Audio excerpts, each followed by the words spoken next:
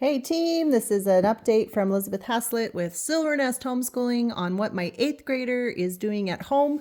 She's part of a hybrid program, so she is also taking her math and her English and her science at the school. But what she's doing at home with me is Washington State history, which is required for our state. And then I am also having her do a life skills class.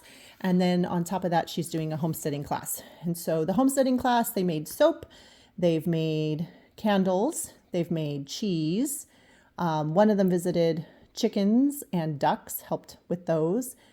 They've also made pumpkin pie, jam. It's all those practical things. They also made a bunch of things and sold them at a couple of art shows. So that's the homesteading part. It's talking about how to really make things and do things and survive things. But it was stuff they came up with. It was a list of things they wanted to learn, which always makes it easier, guys. I mean, if you can find things they want to learn, simplify your life. Try to follow their interests if you can. So, all right, so this is what we chose for Washington State history. It is supposed to be a younger book, but I like it. She's got about halfway through, and you can tell these are the tabs of the things that we still have to go back and do from the first half of the book. Some of them are field trips that she can't do unless I take her on them, and she's been doing a lot of ballet, so she hasn't had time to do the field trips, but we're still going to get to them. And then some of them were things that she didn't realize she could do, so she gets to go back and do. And that's just a simple way to, like, if you're over checking your kids' stuff and you're like, hey, by the way, you skipped some stuff, if you tab them like that, then you know what they're getting done, what they're not getting done. I just happen to have some cute hedgehogs, so yay, point here. All right, so, but she also did read these tabs. The other thing is, if you want to have them read a book, but not the whole book, then I tab the sections I want them to read. And so in this case, she finished reading the sections of Pioneer Women, the Lives of Women on the Frontier. Gives an idea of the history. She also read Bound for Oregon. She thought it was a little too young for her, so maybe not 8th grade, maybe more of a 6th grade book. But it did give an idea of what it would be like on the Oregon Trail. She's kind of disgusted because she studied the Oregon Trail a whole bunch, so she was like, I know all this stuff. But that's all right. Sometimes you get to go through things again. And then this is the spine book for this class, Our Washington. I don't think you'll ever find it. Somebody gave it to me. And it is too young for her in the sense of, like, it is for a younger crowd, made in 1950s, I believe. But it does do a nice job of just going over the history while the kids are on a road trip with their parents. And she's got a lot of heavier stuff that she's taking care of this year. And so reading something lighter with the same information, there's nothing wrong with that. She's also read a few other books that are not in this pile. There was one about the salmon. There was one about some Native American tribes, different things like that. So this isn't complete, but this is what she's still doing and working on, and just about finished with this first 3, and then she'll jump on to some more. We do have some board games that she will be going over as well that we haven't got to yet. I'm hoping to get them this week, but we will be there. Her ballet performance is this weekend, and then everything will slow down and we will catch up on whatever got skipped and go on some more fun walks through Washington. All right, so this is a class that I invented. Life skills. I always try to do in 8th grade because it's the last year before I have to keep track and turn in information with some kind of grade in the sense of like a high school credit. And so I'm able to sort of tailor it to the child. We always do a unit on money. In this case, she chose Whatever Happened to Penny Candy, which is a classic book in the homeschooling community for teaching about money. But it happened to come with this homeschoolshare.com print off that my sister had found. And so she went through this and answered the questions. We've used other programs for other kids. You can tell she's not quite done, but she's getting there. She's moving on. Boop, boop, boop. So she's still with the American philosophy.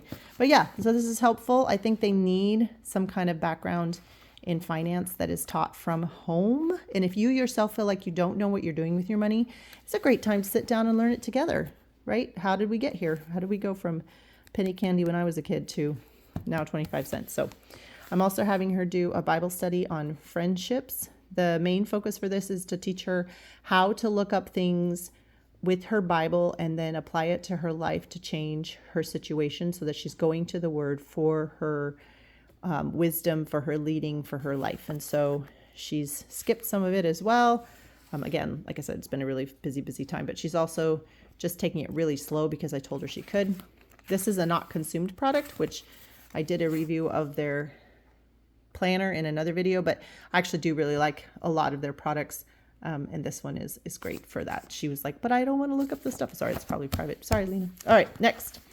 We also went through some of these books before. I don't know if you've seen these. These are how to do just basic practical math and for shopping, for using credit cards, for writing checks, which we don't do as much in this life, but are still important. And I like them because they teach you things that nobody else is teaching you in any other class, even in the maths at school. And then you're able to go through and see like what she struggles with and what she's not. And one of the things we realized is she didn't really know how to write down the numbers and the decimals on some stuff. Also, calculators are our friends, and percentages, and how to find out what is really the best bargain. So I only gave her specific pages to complete in here. And then if she understands the concept, we move on. If she doesn't understand the concept, we go back over it. She doesn't like it, but it's been really good for her. Credit card, she hasn't started yet, but that will be the one she'll go into next.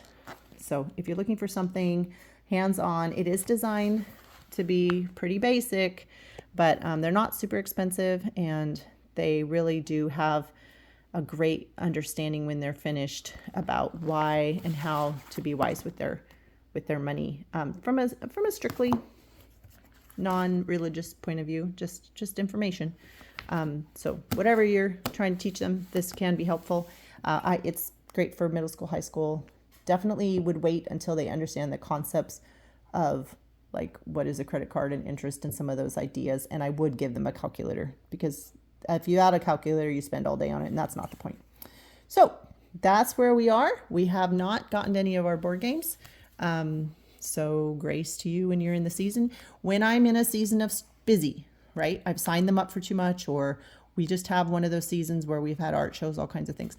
I go to the main thing, stick to the spine. What was the most important thing? So in this case, this was the most important thing. The second part was Washington State history, the actual spine, and the actual workbook. Those were the most important things. These are also important, but I would definitely stick with the spine. Her math was really important. Science is really important. Her English is really important. She has straight A's in all of those. She's completed all of her assignments in that. Got an A in her PE, which is ballet. So it's okay to ebb and flow. It's okay to ebb and flow on a topic. Like history, we only study a couple times a week. This she only studies a couple times a week. And I assume that these are going to be the things that she's going to have to ebb and flow on, because that's where the grace comes in. She also has an art class.